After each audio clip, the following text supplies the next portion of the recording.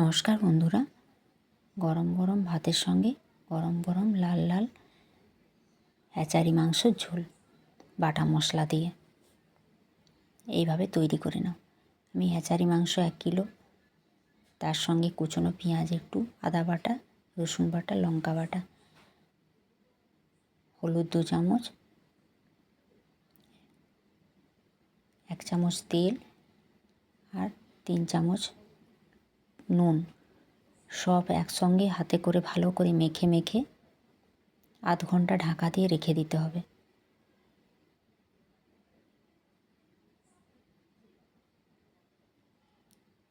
কড়াইতে তেল গরম করে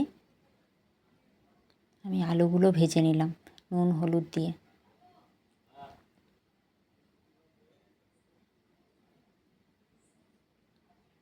আলুগুলো লাল লাল ভাজা হয়ে গেলে তুলে নিতে হবে।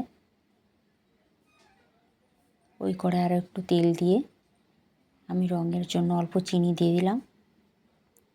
দারুচিনি, এলাচ, লং, তেজপাতা ফোড়ন দিয়ে দিলাম। ফেনাটা উঠে এলে পেঁয়াজটা দিয়ে দিতে হবে। পেঁয়াজটা দিয়ে ভালো করে নেড়ে লাল লাল ভাজা করে নিতে হবে। পেঁয়াজে লালচে রং চলে এলে আমি রসুন বাটাটা দিয়ে দিলাম।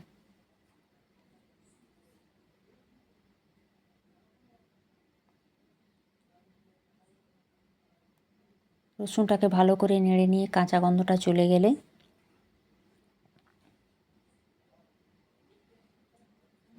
আমি লঙ্কা বাটা, হলুদ গুঁড়ো 1 চামচ, আদা বাটা, টমেটো একটা কুচি সব দিয়ে ভালো করে মশলাটা কষিয়ে নেব।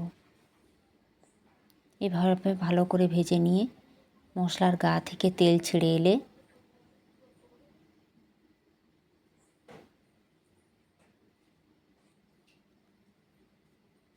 আমি ম্যারিনেট করা মাংসটা আমি ঢেলে দিলাম।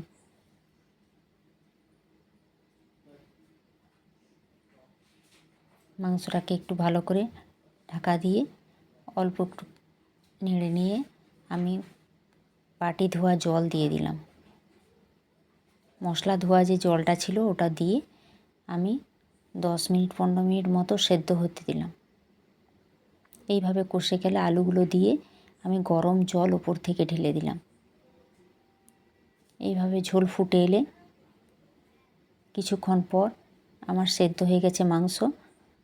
ওপর থেকে গরম মশলা ছড়িয়ে পরিবেশন করুন গরম গরম মাংসর ঝোল।